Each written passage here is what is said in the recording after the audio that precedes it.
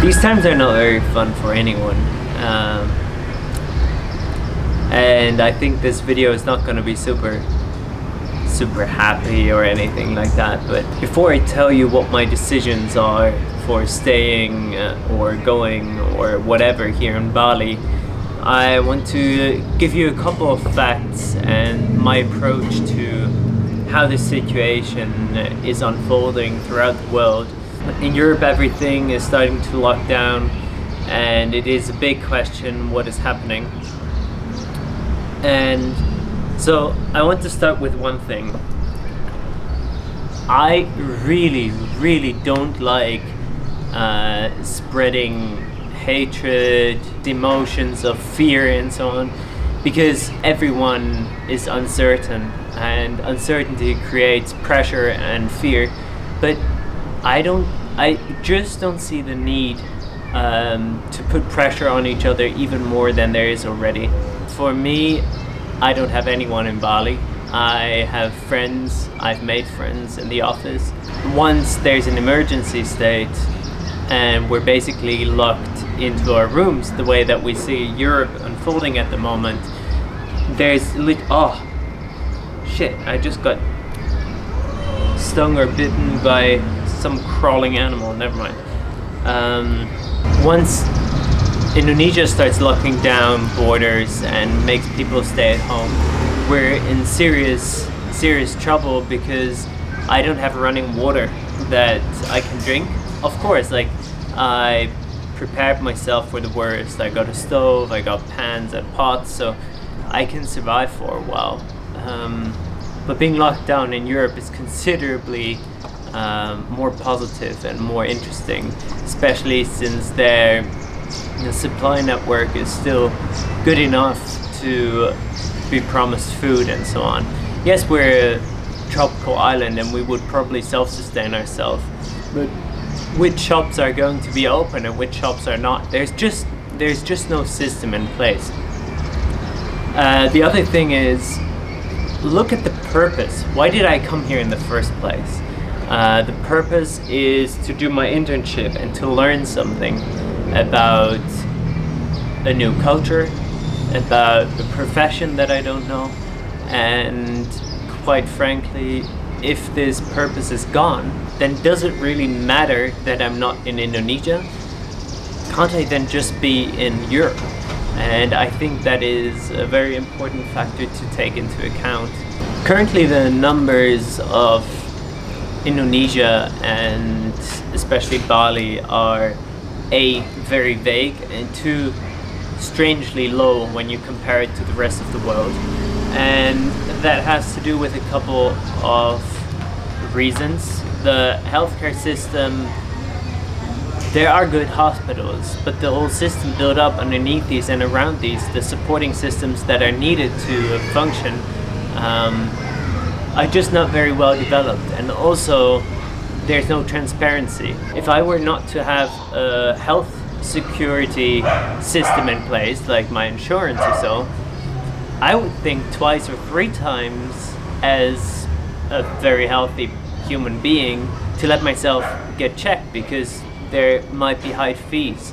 That is a very high possibility that really plays into the fact that the numbers are extremely low. Now, the numbers will start rising automatically. It's never going to be the case that one country all of a sudden manages to escape this problem, especially when I'm on an island that is notorious for its tourism. Corona is on the island, it's going to spread. If you watch James Bond, you know there is only one way to get Brits off the island, and that's a very scary, creepy part that made me extremely uncomfortable. Very good villain actor. Yeah, never mind, I'm getting on a tangent.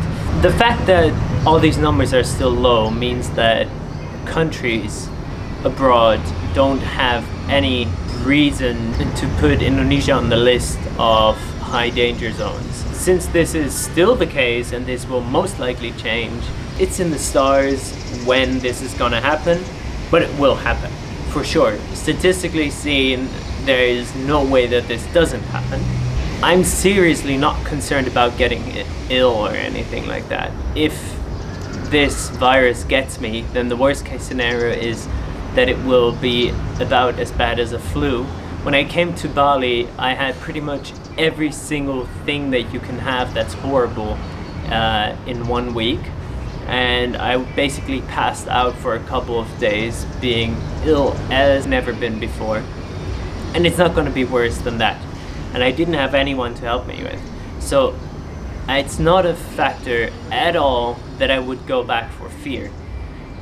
There is, however, one factor that I put myself in unnecessary risk here in Indonesia